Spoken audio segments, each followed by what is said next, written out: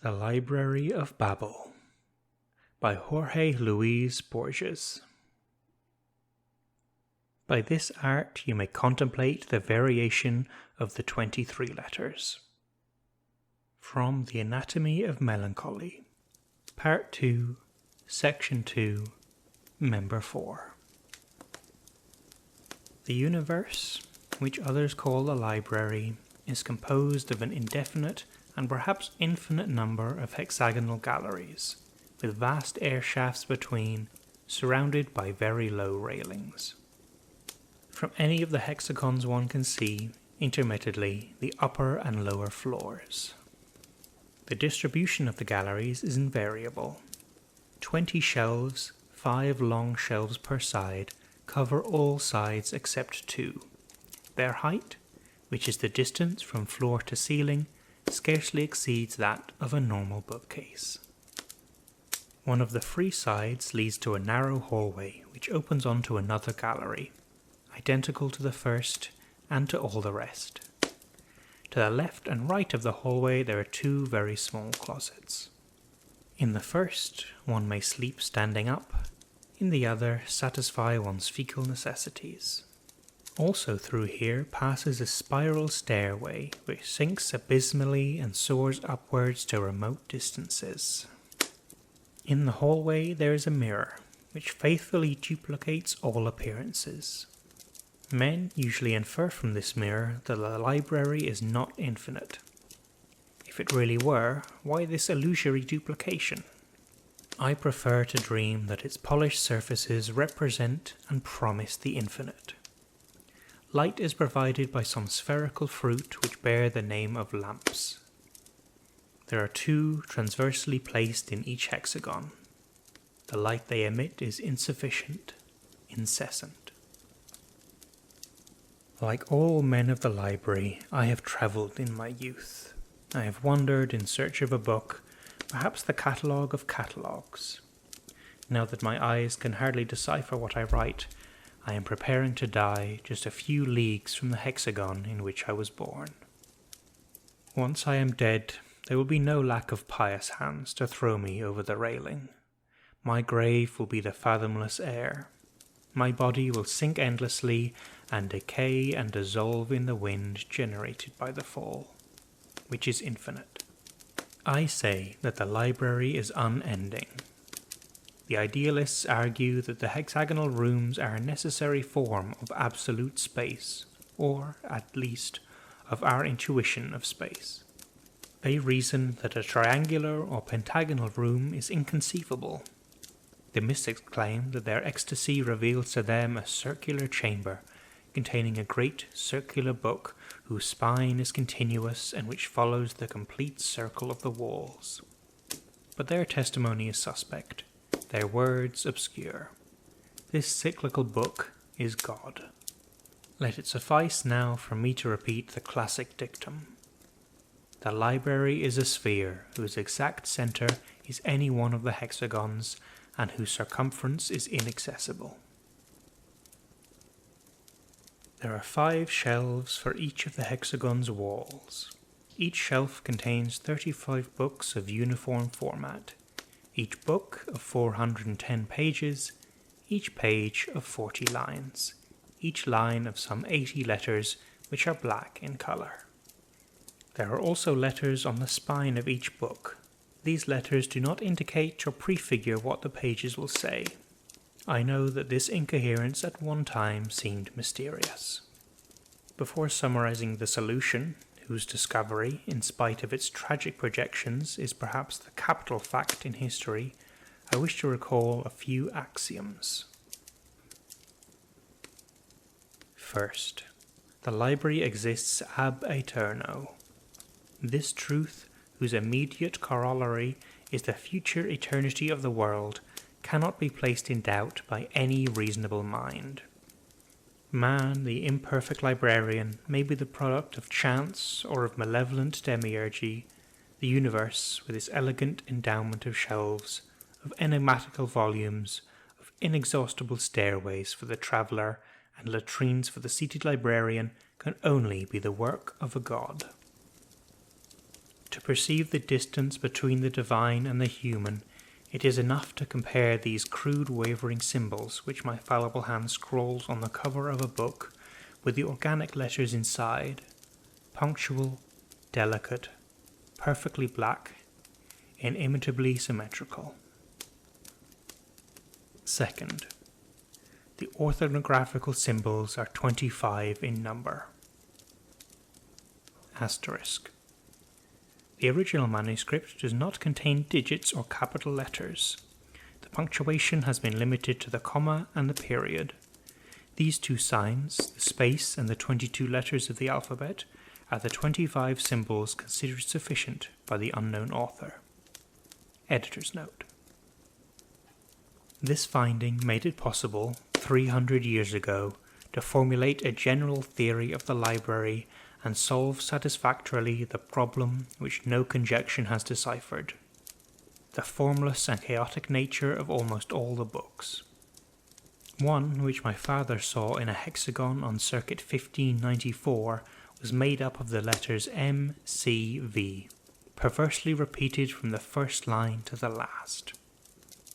Another, very much consulted in this area, is a mere labyrinth of letters, but the next to last page says, "O time thy pyramids." This much is already known. For every sensible line of straightforward statement, there are leagues of senseless cacophonies, verbal jumbles and incoherencies. I know of an uncouth region whose librarians repudiate the vain and superstitious custom of finding a meaning in books, and equate it with that of finding a meaning in dreams or in the chaotic lines of one's palm. They admit that the inventors of this writing imitated the 25 natural symbols, but maintain that this application is accidental, and that the books signify nothing in themselves. This dictum, we shall see, is not entirely fallacious. For a long time it was believed that these impenetrable books corresponded to past or remote languages. It is true that the most ancient men, the first librarians, used a language quite different from the one we now speak. It is true that a few miles to the right the tongue is dialectal, and that 90 floors farther up it is incomprehensible. All this, I repeat, is true, but 410 pages of inalterable MCVs cannot correspond to any language, no matter how dialectal or rudimentary it may be. Some insinuated that each letter could influence the following one, and that the value of each MCV in the third line of page 71 was not the one the same series may have in another position on another page. But this vague thesis did not prevail. Others thought of cryptographs. Generally, this conjecture has been accepted, though not in the sense in which it was formulated by its originators. 500 years ago, the chief of an upper hexagon,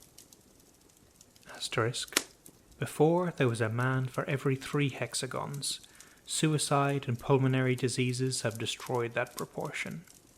A memory of unspeakable melancholy at times, I have travelled for many nights through corridors and along polished stairways without finding a single librarian.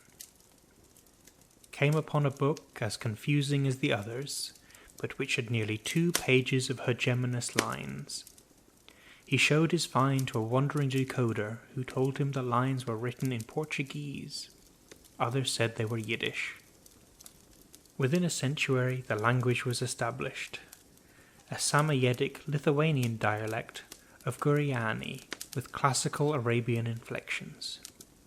The content was also deciphered. Some notions of combinative analysis illustrated with examples of variation with unlimited repetition. These examples made it possible for a librarian of genius to discover the fundamental law of the library. This thinker observed that all the books, no matter how diverse they might be, are made up of the same elements: the space, the period, the comma, the 22 letters of the alphabet. He also alleged a fact which travellers have confirmed. In the vast library there are no two identical books. From these two incontrovertible premises he deduced that the library is total and that its shelves register all the possible combinations of the 20-odd orthographical symbols, a number which, though extremely vast, is not infinite. In other words, all that is given to express, in all languages, everything, the minutely detailed history of the future, the archangel's autobiographies, the faithful catalogue of the library. Thousands and thousands of false catalogues, the demonstration of the fallacy of those catalogues, the demonstration of the fallacy of the true catalogue, the Gnostic Gobel of Basilades, the commentary on that gospel, the commentary on the commentary on that gospel, the true story of your death, the translation of every book in all languages, the interpolations of every book in all books. When it was proclaimed that the library contained all books, the first impression was one of extravagant happiness. All men felt themselves to be the masters of an intact and secret treasure. There was no personal or world problem whose eloquent solution did not exist in some hexagon. The universe was justified. The universe suddenly usurped the unlimited dimensions of hope. At that time a great deal was said about the vindications, books of apology and prophecy, which vindicated for all time the acts of every man in the universe and retained prodigious arcana for his future. Thousands of the greedy abandoned their sweet native hexagons and rushed up the stairways, urged on by the vain intention of finding their vindication. These pilgrims disputed in the narrow corridors, proffered dark curses, strangled each other on the divine stairways, flung the deceptive books into the air shafts, met their death cast down in a similar fashion by the inhabitants of remote regions. Others went mad. The vindications exist. I have seen two which refer to persons of the future, to persons who perhaps are not imaginary, but the searchers did not remember that the possibility of a man's finding his vindication, or some treacherous variation thereof, can be computed as 0. At that time it was hoped that a clarification of humanity's basic mysteries, the origin of the library and of time, might be found. It is very similar that these grave mysteries could be explained in words. If the language of philosophers is not sufficient, the multiform library will have produced the unprecedented language required, with its vocabularies and grammars. For 4 centuries now, men have exhausted the hexagons. There are official searchers, inquisitors. I have seen them in the performance of their function. They always arrive extremely tired from their journeys. They speak of a broken stairway which almost killed them. They talk with the librarian of galleries and stairs.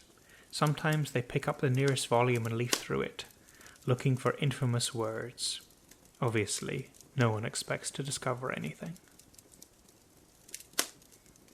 As was natural, this inordinate hope was followed by an excessive depression. The certitude that some shelf in some hexagon held precious books, and that these precious books were inaccessible, seemed almost intolerable. A blasphemous sect suggested that the searches should cease, and that all men should juggle letters and symbols until they constructed, by an improbable gift of chance, these canonical books. The authorities were obliged to issue severe orders. The sect disappeared, but in my childhood I have seen old men who, for long periods of time, will hide in the latrines with some metal discs in a forbidden dice cup, and feebly mimic the divine disorder. Others, inversely, believed that it was fundamental to eliminate the useless works. They invaded the hexagons, showed credentials which were not always false, leafed through a volume with displeasure, and condemned whole shelves. The hygienic, aesthetic furor caused a senseless perdition of millions of books. Their name is execrated, but those who deplore the treasures destroyed by this frenzy neglect two notable facts. 1. The library is so enormous that any reduction of human origin is infinitesimal. The other. Every copy is unique, irreplaceable, but since the library is total, there are always several 100,000 imperfect facsimiles. Works which differ only in a letter or a comma. Counter to general opinion, I venture to suppose that the consequences of the purifier's depredations have been exaggerated by the horror these fanatics produced. They were urged on by the delirium of trying to reach the books in the crimson hexagon, books whose format is smaller than usual, all-powerful, illustrated, and magical. We also know of another superstition of that time, that of the man of the book. On some shelf in some hexagon, men reasoned, there must exist a book which is the formula and perfect compendium of all the rest. Some librarian has gone through it, and he is analogous to a god. In the language of this zone, vestiges of this remote functionary's cult still persist. Many wandered in search of him. For a century they exhausted in vain the most varied areas. How could one locate the venerated and secret hexagon which housed him? Someone proposed a regressive method. To locate Book A, consult first a Book B which indicates Book A's position. To locate Book B, consult first a Book C, and so on to infinity. In adventures such as these I have squandered and wasted my years. It does not seem unlikely to me that there is a total book on some shelf of the universe. Asterisk. I repeat, it suffices that a book be possible for it to exist, only the impossible is excluded. For example, no book can be a ladder, although no doubt there are books which discuss and negate and demonstrate this possibility and others whose structure corresponds to that of a ladder. I pray to the unknown gods that a man, just one, even though it were thousands of years ago, may have examined and read it. If honour and wisdom and happiness are not for me, let them be for others. Let heaven exist, though my place be in hell. Let me be outraged and annihilated, but for one instant, in one being, let your enormous library be justified.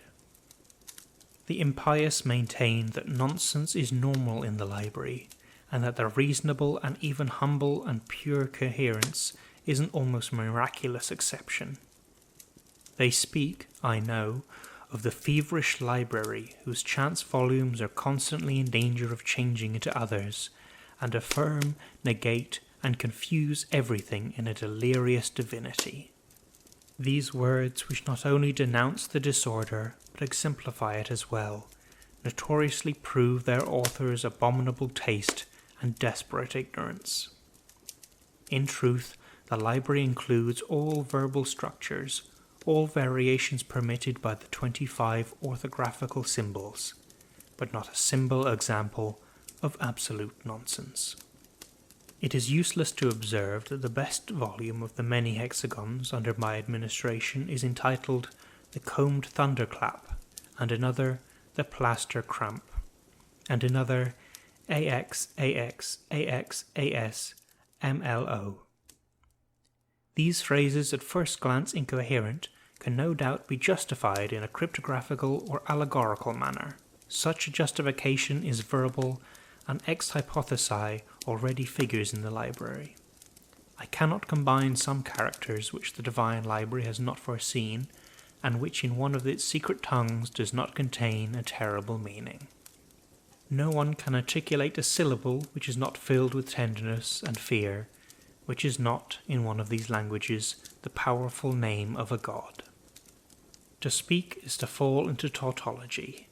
This wordy and useless epistle, which already exists in one of the 30 volumes of the 5 shelves of one of the innumerable hexagons, and its refutation as well. An n number of possible languages uses the same vocabulary. In some of them, the symbol library allows the correct definition, a ubiquitous and lasting system of hexagonal galleries, but library is bread or pyramid or anything else, and these 7 words which define it have another value. You who read me, are you sure of understanding my language? The methodical task of writing distracts me from the present state of men. The certitude that everything has been written negates us or turns us into phantoms. I know of districts in which the young men prostrate themselves before books and kiss their pages in a barbarous manner, but they do not know how to decipher a single letter. Epidemics, heretical conflicts, peregrinations which inevitably degenerate into banditry have decimated the population. I believe I have mentioned the suicides, more and more frequent with the years. Perhaps my old age and fearfulness deceive me, but I suspect that the human species, the unique species, is about to be extinguished, but the library will endure. Illuminated, solitary, infinite, perfectly motionless, equipped with precious volumes, useless, incorruptible, secret. I have just written the word infinite. I have not interpolated this adjective out of rhetorical habit. I say that it is not illogical to think that the world is infinite. Those who judge it to be limited postulate that in some remote places the corridors, stairways, and hexagons can conceivably come to an end, which is absurd. Those who imagine it to be without limit forget that the possible number of books does have such a limit. I venture to suggest this solution to the ancient problem. The library is unlimited and cyclical. If an eternal traveller were to cross it in any direction, after centuries he would see that the same volumes were repeated in the same disorder, which, thus repeated, would be an order, the order. My solitude is gladdened by this elegant hope. Asterisk.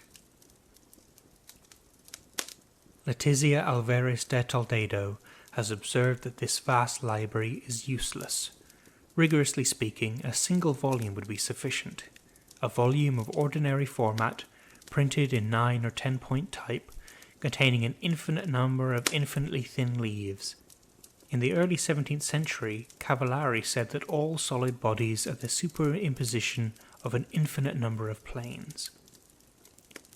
The handling of this silky vague mecum would not be convenient. Each apparent page would unfold into other analogous ones. The inconceivable middle page would have no reverse. Translated by J.E.I.